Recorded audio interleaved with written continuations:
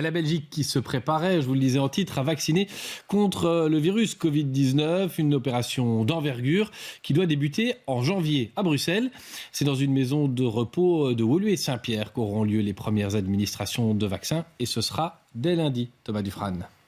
Le personnel et les résidents de la maison de repos située juste derrière moi seront parmi les tout premiers patients belges à pouvoir bénéficier de ce fameux vaccin contre le coronavirus.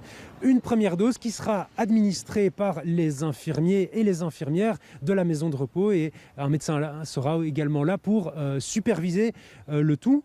Les doses de vaccins viendront de l'hôpital Saint-Luc qui est situé ici à quelques kilomètres. Et alors ce sera le début de tout ce qu'on appelle un run, une course contre la montre de 2 à 3 mois pour vacciner le personnel soignant et les résidents des 138 maisons de repos bruxelloises. Place ensuite aux hôpitaux, au personnel soignant des hôpitaux et puis le reste de la population dans un ordre bien précis. Mais il faudra du temps, beaucoup de temps pour atteindre le fameux seuil de 70% de la population vaccinée et ce qu'on appelle l'immunité collective. Je vous propose justement d'écouter Alain Marron, ministre bruxellois en charge de la santé.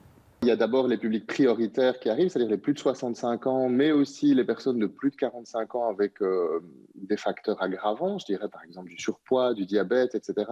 Là, ça arrive au printemps. Et pour la population générale, je ne m'avancerai pas. Vous savez que le vaccin Sanofi, par exemple, qui était prévu pour cet été, arrivera plutôt à la fin de l'année. Or, on comptait quand même sur ce vaccin aussi pour vacciner massivement. Donc, il faut être prudent, en fait. Il faut être très, très, très prudent dans les annonces. Moi, je ne me permets d'annoncer que quand j'ai des chiffres un peu solides à ma disposition. Et donc, la vaccination, il faut se dire, va se dérouler sans doute pendant l'ensemble de l'année 2021.